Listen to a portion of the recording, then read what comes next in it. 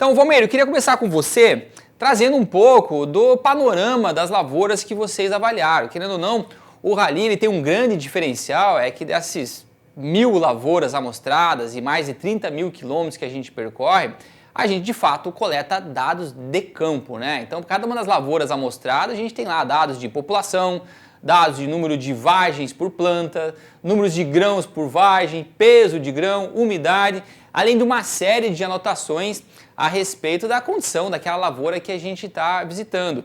E isso para um ano como esse, que é um ano de quebra de safra, de fato traz uma diferencial muito grande para o Rally, para que a gente consiga trazer essas estimativas aqui que eu compartilhei com o pessoal. Então, Valmeiro, eu queria que você trouxesse um pouco da sua visão também, um pouco do que os dados revelaram quando a gente estava trabalhando em cima deles para fechar o número de safra. De fato, estar no campo fez toda a diferença nas nossas análises para poder entender a dinâmica e as perdas que encontramos na safra. Eu trouxe um exemplo aqui da região oeste do Paraná, onde a gente consegue mensurar e mostrar a diferença entre os municípios e entre as regiões. A gente observa aqui alguns municípios com perdas de 20%, 30%, outros municípios de até 80%. Mostrando um pouquinho mais como a gente faz esse dia a dia do Rally, eu trouxe alguns exemplos aqui de municípios. A gente partiu aqui de Assis Chateaubriand, a gente avaliou o stand, grãos e peso. Também a mesma análise para Toledo. A gente viu que a safra parte com o stand um pouco comprometido, um pouco abaixo. Um stand inicial na safra passada em torno de 220 mil plantas. Esse ano a gente encontrou um stand abaixo de 200 mil plantas. Ou seja, o clima já estava influenciando aí até mesmo na instalação das lavouras. Exatamente. Então assim, a gente tem um início de safra com potencial um pouco prejudicado.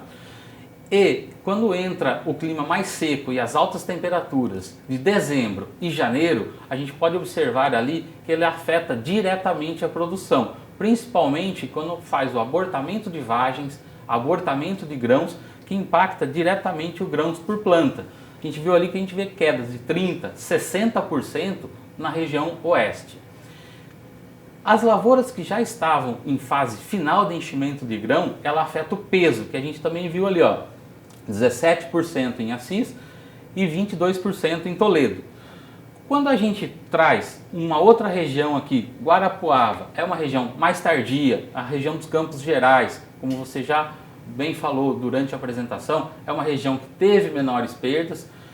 A estabilização do clima também possibilitou esse desenvolvimento melhor. E os dados são bem diferentes, né? Apesar de um stand também inicial de menos 13%, o grão por planta a gente vê uma redução, né? Redução das perdas, e uma perda menor com grãos, e o peso já com o retorno das chuvas um bom peso, o que diminuiu as perdas da região. Bom, então esses dados dá para ver bem claramente aqui, né, que desde a implantação da lavoura e até mesmo até o final dela, as lavouras da região oeste do Paraná sofreram bastante. E é muito interessante esse dado que a gente traz aqui de Guarapuava, que apesar do stand estar muito baixo, a gente vê aqui uma compensação boa em termos de peso de grão, né, falando 220 gramas por peso de 1.000 grão, e que é um fator muito importante na composição da produtividade final. Sem dúvida, André. Além do peso, grãos e stand, né, a gente também avaliou uma série de outros fatores, como foi pragas, doenças. E observamos também que nesse sentido aqui, quando o clima está muito hostil, o produtor faz algumas retiradas, deixa de fazer algumas aplicações, o que também pode afetar a produtividade no seu final.